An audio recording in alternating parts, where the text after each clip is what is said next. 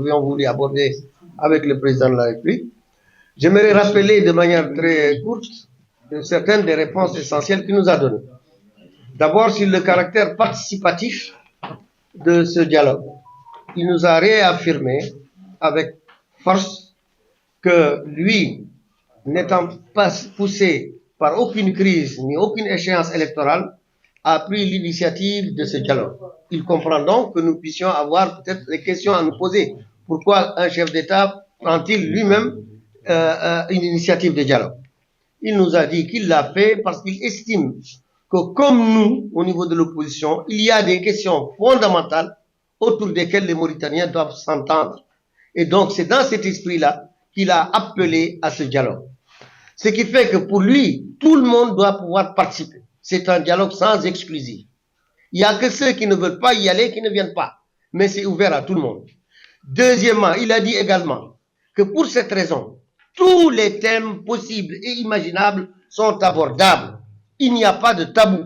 Et les seules choses, ce sont celles sur lesquelles ceux qui veulent venir au dialogue s'entendront. Ensuite, troisièmement, ce sur quoi ceux-là s'entendront sera mis en œuvre. Il s'engage, il le dit explicitement, si on tombe d'accord sur quelque chose, eh bien cette chose sera mise en œuvre. Et que ceux avec lesquels il a pris cet engagement dans le cadre de ces discussions, dans ce cadre de ces dialogues, seront également témoins de la mise en œuvre de ce qui a été convenu.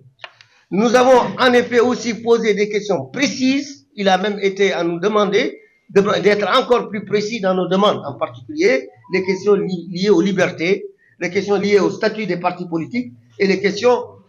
qui sont liées à certains conflits, comme le président Sambatiam l'a dit. Je tiens ici à souligner que pour nous qui sommes des partis politiques, la question de ces partis a été posée de manière très précise. En particulier, les partis qui avaient fait une demande avant que la nouvelle loi n'intervienne et les partis qui sont en demande aujourd'hui et qui attendent d'être reconnus. Le président nous a assuré que tout sera mis en œuvre pour que dans le respect du droit, que les partis politiques, eh bien, que leur statut soit intégralement mis en œuvre et que ceux qui ont en effet rempli les conditions seront intégralement mis en situation d'avoir leur parti politique. Nous avions également posé le problème de la participation aux médias, l'opposition étant toujours mise de côté. Il a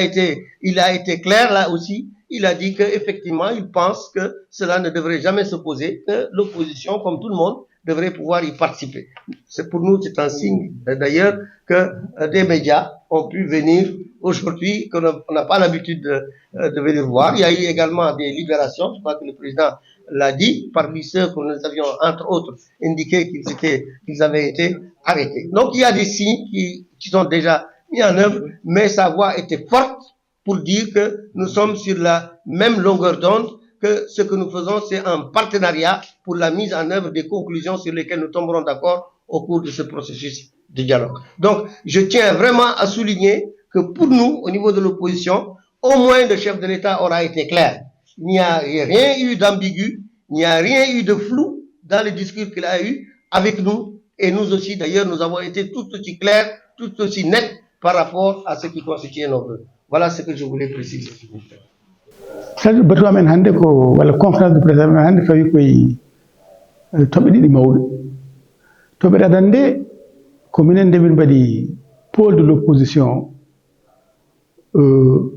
min pellitano no yaade dialogue min mbaɗi feuille de route so hono dialogue so waɗama hono fotata lelorade min mbaɗi plateforme hol toɓɓe poɗɗe haalede jumpede beele ɗe jiita ne solution taw ko probléme aji leydi ndi toɓɓere tataɓere nde woni miijo président e o dialogue min gasti toɓɓe ɗiɗi garande min mbaɗi feuille de route o min kaali nomin jiiri eno dialogue o foti lelorade min déposi min miijima probléme ngaji gonɗi leydi ɗi woni solution probléme fof no fotata lelorade min gasni ɗum woni plateforme min joƴƴini heddi ko toɓɓere sakkitinde nde ko nden noon addanta min yaade dialogue walla wasde yaade dialogue ɗum wonno yiyoyde président o yenenede holko miijoto e dialogue o holko woni hen haqqille makko tigi est ce que ne tiiɗe e makko ɗum ɗon min jano ɓetoyde e ɓedde ɗum noon e fannuji tati fannu gadano est ce que omo ƴetti dialogue o comme ko dialogue makko o naata heen haa dialogue o waawa yaarude yeeso haa waawa mbiyen wadde ngartam implication personnelle du président e dialogue o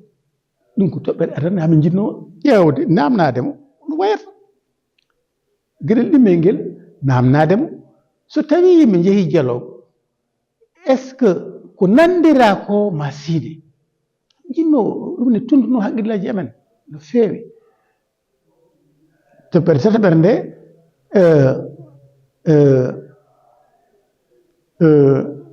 est ce que kanko dialogue mo yiɗi wadde o ma serte dialogue aji ɓennuɗi ɗi toɓɓere nayaɓere nde est ce que so yimɓe fof nandiri hankkadi wonko yalte dialogue o koko nandira ene siine est ce que opposition ma nanne heen e siinoɓe heɓe ɗum ɗo wonno toɓɓe tonngunoɗe haqqille men suggi min jinno nandemo heen joni noon nde min posé mo ɗin question ngaji o jaabima min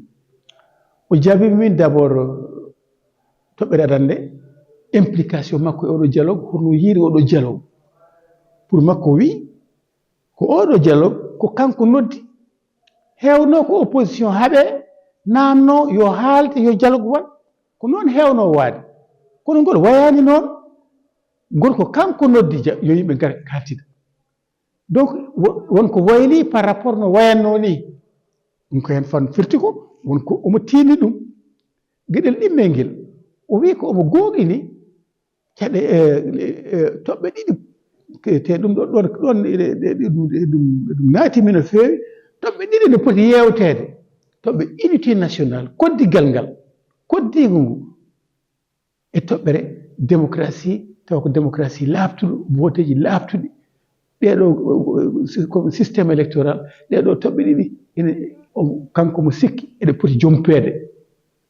o haalani toɓɓere gouvernance mais ɗo o ɓuuri rippude ɗo o ɓuuri nanngude gueɗel ɗimmel ngel o ɓeydi hen ko e kanko o gonɗinani yimɓe neɗɗo waɗa soyno probléme aji wasa huccidde hen ɗum ɗon firti less tawi eɗen dekkoda ɗum firti ko o soynima caɗele goodaɗe ɗeɗo toɓɓe ɗiɗi omo yiɗi ɗeɗo toɓɓe ɗiɗi jompe par ce que ɗe mbaɗi caɗele ɗum ɗon ne jeeya e min ko ɓuuri nadde haqqillam par ce que min goƴam ko koddigal ngal fewani il faut ko ngal ɓamte ɗum ko hen fan o laɓɓitini ɗum gueɗel ɗimmel ngel o wi min ko mbiɗon oɗon jerti ko par ce que min mbimo minen hamin huuli woto dialogue o waɗane dialogue aji keddiɗi ni kadi yimɓe amen ne mbiya min somin jeehi dialogue komin fultitaɓe il faut donc ko cuusnamin min cuusno yimɓe parti ji amen o wi min donc sur ce plan là mbiɗa ɓirro mbiɗa garantise on so tawi on jeehi on nandiri on les éléments politiques on nandiri hunde mbiɗa garantise on mbiɗa ɗirrono on maɗum sine mbiɗa ɗirrono on maɗum sine ɗum min yii noon nan yalta ɗuko makko min nana aduna nana janggo so woɗi ande kam ko kanko haalno so waɗani ande kadi ko kanko haalno kono minen kam min jarani hen comment dire sikki sakka min jaari hen ko gonɗinde haaɗi ko gorko mawɗo kanko ardi leydi o yaltini ngol ɗo konngol ɗo to konngol makko ɗo to haala makko gueɗel tataɓel ngel ko ciinugol ngol o wi ko so tawi ɗum gasi conclusion ngaji ɗi ƴettama yimɓe jewtidi nandiri e toɓɓe ɗe ɗeɗon toɓɓe ma waɗe commission tawane eto sindede omo garantisi kam koɗe ciineteɗe holno ɗe ciinirte min ƴetta commission taw commission o renata ɗum wona laamu tan walla parti insaf tan ƴettata non ko commission ƴettete wawa réglude hunde ɗum wonno toɓɓere adan nde ko nden toɓɓere noon hankkadi min haade min o hokki min jaabowol min mbi ko parti fo yurte base mum so tawi jaabowol ngol yoni ɗumen mbawi yaade dialogue tawi yonani ɗumen keddo eno mbirɗumeni min jahade dialogue kono minen kam komin coyni hen ko walla komin paami hen ko ene wayno hunde nde gonɗe makko ngol ɗo ni ene wayno différence o eko wayno nden ko ene wayno ɗo e ɗum ɗeɓi gonɗude makko ni donc min jahat min eto kadi wonko minen goto fof jogui goƴe mumen min jahata min eto wonko woƴƴinide minen e dialogue ko ɗemɗe men yo ciin ɗemɗe men yo officialisé ɗum ɗon ko hunde tinde amen min jaha min ƴeewa so tawi nde ɗon toɓɓere ɓennoya par ce que nde woni fondamental to amin kam minen en tant que FPC hamin jiɗi démocratie wona démocratie ko goonga so waɗa yaada so dañama ɗiɗi fof ɓuuri moƴƴude kono nde ɗo toɓɓere officialisation de langue ko hunde tinde amen ɗum woni ɗon gueɗel tataɓel ngel min namnimo min mbimo ɗum ɗon min kalan ɗum e conférence de presse o kalan ɗum e conférence de presse min mbimo so tawi aɗa yiɗi dialogue waɗa ala budde deere waɗa dialogue yimɓe moƴƴi ko haɗi yimɓe natata dialogue yo taw deere waɗi yo taw climat social o politique o deeƴi kono yimɓe mbawa nadde dialogue tawa won gueɗe baɗoji won fitinaji gummotoɗi wonto huɓɓi wonto jeygu huɓɓata il faut jurneteɗa ɗumen e komin cikki ko apaisement o ko wiyete apaisement ko deere nde ala buddo o faama ɗum ne wallita dialogue o wawde wonde e wawde réussite e ndin mbaadi min mbimo naggaɓe e amduɓe ɓe fof bode goppe o heeɓini wiide min holɓen mbimo Demba Sall nagga tan koye lawol ene yaha ala ko waɗi hay batte nagga defera alek nan toon gueɗel ɗimmel nguel docteur Ba koko defera nan ɗon e Demba Sall kañum yaadi ensuite sukaɓe heewɓe jalti leydi ndi dogi arrêt de poursuite judiciaire par ce que simplement ko nangue ɗe ko amdu ɓeydi hen min ɓeydi hen adda o wonko haali nagga sokoya donc moƴƴi ko ɓeɗo kam sokaɓe kam e poursuiveɓe ɓe ɗum ɗon yo dartu kadi yenti hen eɗen mbiya eɗen jaaha dialogue palol ma e ngol nana huɓɓa yimɓe ma ne kuɓɓa ɗum mais ene moƴƴi ɗum ɗon kadi ƴewana ɗum feere beele ne deeca mbawa yaade dialogue taw fitinen ga o notti o jaɓaki min e ɗiɗo komin namnimo ko o noti min kalnimo kadi min mbimo toujours e yidde deeƴude haqqillaji yimɓe e deeƴude ɓerɗe yimɓe partiji boɗɗe yiɗ baɗɓe demande uji ɓe koko ɓitta hay sa hebbini dosɗe biyeɗa sarɗiyeji mbiyeɗa ya arti ɗi foof heɓata récépissé ɗum ɗon ne kadi ne moƴƴi o yurnto ɗum te min pamminimo partiji ɗi o waɗi catégorie ji ɗiɗi partiji naalɓe loi oɗo kesso momin goɗinani par ce que ko bonɗo o wona démocratique e partiji wannoɓe dossier ji mumen loi 1994 donc ɓe ɗiɗon foof il faut que yo yurnito ɗum o ƴeewa so tawi yimɓe wawi hokkede partiji mumen ɗum fof ma deeño haqqillaji tawa so yimɓe naate débat hankkadi ɓerɗe goto fof wonko fuɗɗi sikkude kam o fuɗɗima sinude gueɗel tataɓel nguel min mbimo médiaji ɗi opposition ala to koko lanka so tawi eɗen jiiɗi haaldude eɗen jiiɗi wiyade débat dialogue il faut ko cuusna opposition beele saaha fof e médiaji officiel ene jeeya hen e kaala miijo mumen ɗum ɗon on coynimo ɗen gueɗe min mbeɗani wadde conférence de presse officiel ari hande fuɗɗima journaliste uji nana nodda min yomin ngar min kalda e mumen presse officiel donc wonko fuɗɗi ɓe mbimo kadi ene moƴƴi yimɓe ma so tawi a feliti wadde ɗum min kalanno e conférence de presse o min mbimo so tawi ko a feliti a wi miijo ngo ko miijo ma a wawa ƴettude miijo comme ko miijo ma yimɓe ma ne perguit ma ƴetta miijo ma ɓeygani jeeya murti ministre lettre yani ene waɗa ko wela ene ferguita ko mbatta ko ene nagga ɓe ene soka ɓe ene fiya ɓe donc il faut que an ko haali hankkadi wonti natti wonde dialogue amen ko dialogue ma ko gonga ko dialogue ma mais il faut que yimɓe ɓe liggottoɗaɓe gouvernement ma o parlement ma o force de sécurité ma o jaada e ma donc il faut que kaldaɓe ɗum ɗo hankkadi ko option ma ko décision ma wota hay goto telɓe ɗum mbiɗa sikki wonko fuɗɗi siide hen o noti o jaabaki o noti donc hamin cikki maw réglu ɗum ene wayno ɗum fuɗɗi wonko fuɗɗi hen deeje ko paami won information koye min keeɓi donc ɗum ɗo wonno toɓɓere mawde nde yaade to makko ƴeewde sondude haqqille makko ƴeewde go tawi ko gonga omo yiɗi dialogue o est ce que vraiment ma dialogue o wano ɗiɗi mbayatno ni walla ma certes no ɗi mbayatno ni voilà ɗum ɗo wonno fondamentalement rencontre amen e makko ko min mbaɗi hanki ko noon ko poursuite tan way kono Moussa Fall ɗum ko banggue Moussa Fall to o hokkama mission yo yuɓɓin dialogue o waɗi ko wayno feuille de route ko hono dialogue o lelorto ɓe kokki min ɗum ɗon ko on kayit mbiya min jaa min ƴewtoyo so tawi wonko foti waylede hen walla foti ɓeydede hen walla ko ni foti entrinede e nder hen noon kadi kanko président o haali kadi nder o ruttima ko haalatno min ko woni hen toɓe ruttima e pléniére o wonno ko tous les partis 40 parti de la majorité et parti de l'opposition pour la beno e opposition minen e towa sulen ngoni opposition e majorité ruttima hen poti jumpude hen pour wiide yimɓeɓe yo paam c'est sérieux yo paam kadi ala ɓurde probléme aji ɗi règle heddi noon ko goto fof faama holko foti woppude holko foti nangude waajo ɓeydi hen voilà un peu. Je vais vous donner. Un, c'est le sentiment un sentiment d'espoir. Et un deuxièmement, c'est un sentiment de confiance. Donc, nous allons aborder ce dialogue national à la demande du président, comme il l'a dit, et que les autres ont confirmé. Et cela a ouvert un espoir.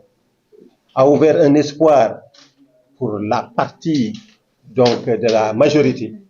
du président. Il donne un espoir à ses partisans, il donne un espoir au peuple.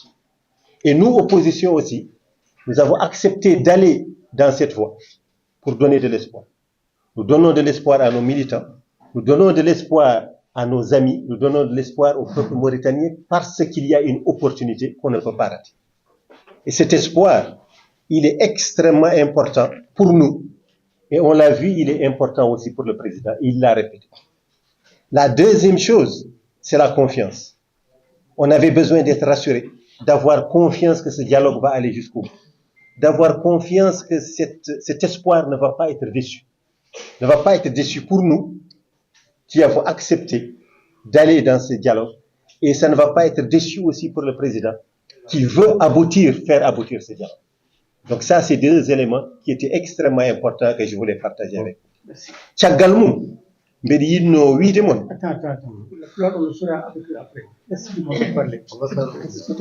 E o wadde on jarama.